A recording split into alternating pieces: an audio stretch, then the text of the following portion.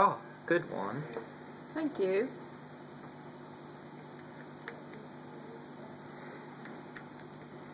I've got one. How much was raised by the others? So Gregory Millie, they raised $740.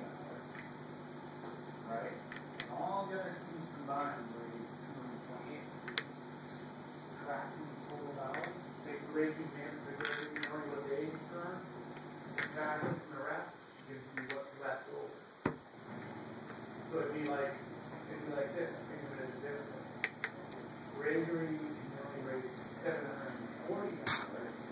The other ratings raised $22,820. So you do 740 plus 2,820. You get. Oh, it's time for church. You see what I'm saying? So if you and I raised $740 and anyone else raised $22,000. Quiet, the sermon's about to begin.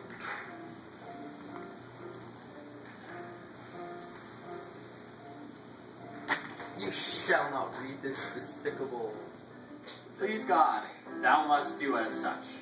Thou shalt write in a manner of stylistic starkness, that so white that the black of the ink still pales to the pure of the page, as your own wants and desires pale to God's. And thou shalt also write no stories and no satire and no drama, but only those pieces writing of my glory or historical happenstance. And this commandment you will follow, or the blizzards of God's wrath will consume you in the blank fury of a vengeful, omnipotent Lord.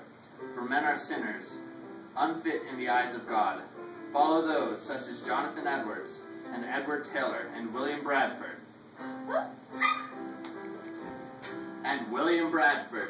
For they are those writers that please God in their styles and their content.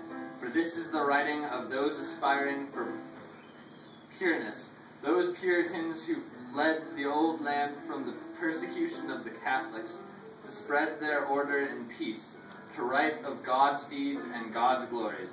For from 1620 to 1722, there was an era of work in God's name, and for that time these people became those favored in God's eyes.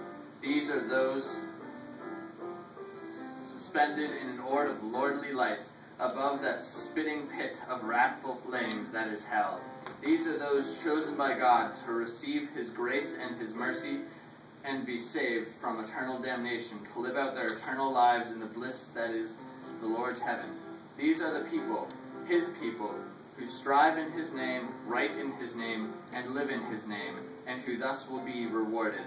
And those not Puritan, those sinners of the most heathenistic degree, they shall be roasted in righteous hellfire, drilled in that pit of eternal agony and damnation. For those who live lives of interest and consume literature of quality and excitement, so shall God's wrath consume them, torturing them for their evil, sinful ways. But lo, for there is hope. Those that convert need not be persecuted, but can instead join their brothers and sisters in Puritanism, to live out their days in tedium and service to God, to be readily accepted by him into eternal life. Wow, that's